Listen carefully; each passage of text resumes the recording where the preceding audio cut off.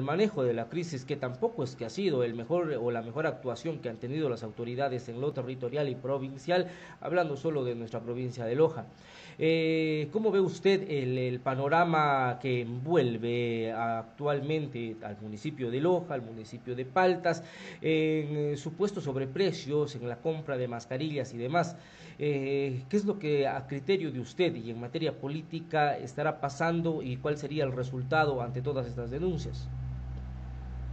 Evidentemente también ya hay ganas de ir calentando el tablero electoral, ¿no? El panorama electoral de cara a las elecciones. Si usted ve los montos de las contrataciones de insumos, creo que no llegan a $12,000. Y por otro lado, nos dejamos de lado los inmensos problemas que tiene Loja. ¿Qué pasó con el proyecto Regenerar? ¿Se va a recibir? ¿No se va a recibir? ¿En qué condiciones se va a recibir el proyecto de regeneración urbana? Ya estamos pagando el proyecto de regeneración urbana, allí son más de $70 millones que se invirtieron, las baldosas ya se han cambiado, no se van a cambiar, se van a quedar como estaban, ya ha comenzado a caer nuestra garúa tradicional de los meses de junio y julio, va a ver cómo empiezan a aumentar las caídas en las calles. ¿Qué pasó con todo eso? ¿Qué pasó con la planta de tratamiento de aguas residuales? ¿Se está trabajando? ¿No se está trabajando? ¿Se va a terminar? ¿No se va a terminar?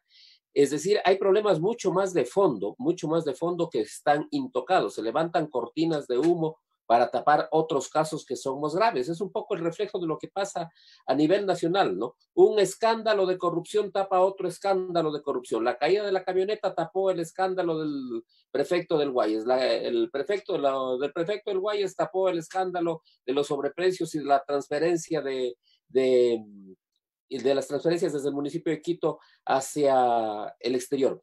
Y así se van quedando en el olvido los cuantiosos escándalos de corrupción. Yo me acordaba Y, el otro día, ya nadie recuerda la carretera Loja-Zumba, ya nadie recuerda el paso lateral de Loja que está allí cayéndose y hecho pedazos. oiga, y parece que ya a nadie le importa aquello que porque se peleaban y se ponían capas de superhéroes a muchos en lo de la Loja Catamayo, ya como quedó en el olvido.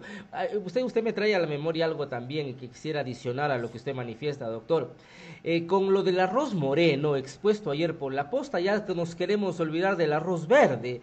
O sea, venimos en el Ecuador, que en algún momento conversábamos con Pablo Ruiz, uno de nuestros editorialistas, es el Ecuador de que las denuncias mediáticas, y como muchas de las veces se queda en lo mediático, un escándalo sirve para atrapar otro y la situación poco o nada se ha resuelto. Es decir, son los tiempos de la inmediatez, son los tiempos del Twitter. Los grandes problemas de la política nacional se resuelven en el Twitter. Un tuit de 140 caracteres puede acabar con cientos de escándalos de corrupción anteriores. Y esa es lastimosamente la tragedia del Ecuador, la impunidad. El problema del país es la impunidad. Todos estos jóvenes que ahora vemos que salieron tan campantes, tan orondos con estas fortunas mal habidas, se criaron pues viendo cómo en el Ecuador se robaba y no pasaba nada, se criaron viendo el ejemplo de la impunidad, cómo en el Ecuador se haga lo que se haga, no pasa nada, no pasa nada, absolutamente nada. Es decir, este señor Mendoza, este señor que acaba de caerse de la avioneta, esta Salcedo. señorita reina de belleza, todas se crearon en el ámbito de la impunidad. En el Ecuador se hizo hábito el robo, se hizo hábito la extorsión a los funcionarios públicos. En el Ecuador se hizo hábito lo inmoral. La ética, decía un gran pensador francés, Edgar Morin, decía que la ética no se puede construir con ejemplos morales, la ética no se construye en base de ejemplos, de decir, mira, estas son las cosas buenas. Morán decía que la ética se entiende, se construye cuando el individuo tiene conciencia de que es parte de una sociedad y cuando tiene conciencia de que es parte de una especie. Pero lo Cuando que, usted tiene esa pero conciencia, cre- es difícil que cometa actos de corrupción. Doctor, pero ¿cree usted de que esa conciencia se la viene fabricando, condicionando, moldeando, ajustándola al criterio y gusto del gobernante de turno? Entonces como que se retroalimenta de la información que va orientada a ser sumisos con aquellos actos de corrupción, aceptarlos como que nada ha pasado y llegar inclusive al extremo de decir, no importa que robe, pero que haga.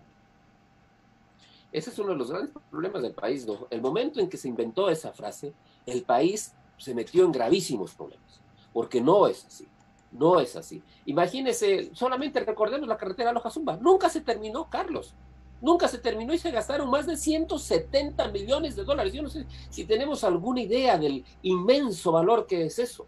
$170 millones es muchísimo, pero muchísimo dinero. Con eso usted puede poner a funcionar 3 veces, 3 universidades como la Universidad Nacional de Loja. 3, Carlos, 3, para satisfacer toda la necesidad de educación superior de los jóvenes de la provincia. Con un solo caso de corrupción, usted dejó sin universidad a los jóvenes de la provincia. Con el caso del paso lateral de paso, usted hubiera podido habilitar, estamos hablando de $24 millones, puedo haber habilitado 100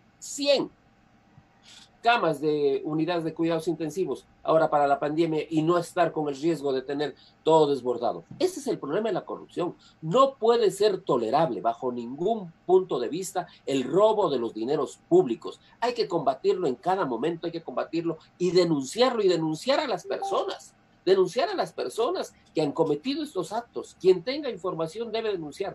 Lastimosamente, pero ahora la política nacional se ha limitado al debate en, pero vos eres más ladrón. A eso se limita, ¿no? Pero vos robaste más. Claro, entonces el asunto es exponer documentación que en evidencia que el otro fue más pillo que yo. Entonces, como para tapar la atención del país sobre los actos de corrupción cometidos por una persona, muestro documentos de lo que hizo el otro que fue más corrupto y se llevó más dinero. Pero la clase política en sí, los movimientos políticos, los partidos que han gobernado al país, no ahora ni en la última década, porque igualmente el cuento de la Revolución Ciudadana fue una recicladora de todos los movimientos políticos bajo un eslogan de socialismo que nunca existió. Pero toda la clase política tradicional ha defraudado al país. ¿Cuál es la opción ahora de los ecuatorianos? Se vienen elecciones, seguimos votando. Alguien decía, es que yo soy nuevo en la política, soy nuevo pero me auspicia un partido viejo, que quizás tendrá las mismas prácticas, las mismas mañas. Entonces, ¿cómo ve usted esa situación, doctor? Yo creo que la política la hacen personas, y en la política ecuatoriana también han habido excepciones honrosas. Yo tengo un alto concepto del doctor Rodrigo Borja, por ejemplo, tengo un altísimo concepto, y de hecho gran parte del país lo tiene. Es un político que se lo ve caminar por las calles de Quito totalmente libre, totalmente con la frente en alto, nadie le ha podido señalar nada en la historia de la vida.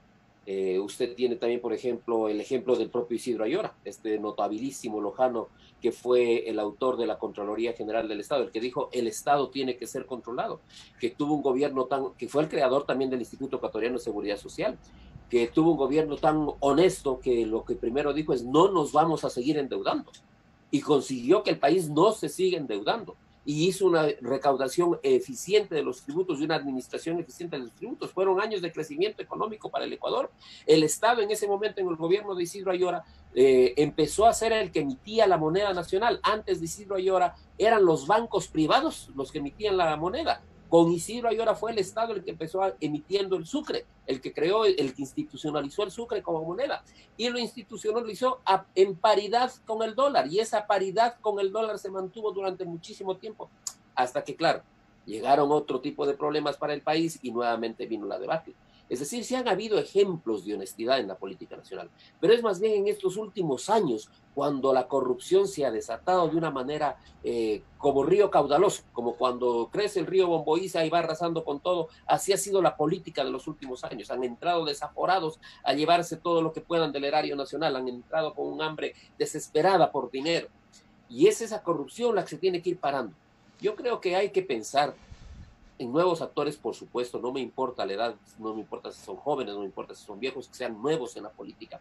Pero hay que pensar, Carlos, como le decía la vez pasada, en un cambio de modelo. Si seguimos con el mismo modelo, es muy difícil que las cosas cambien.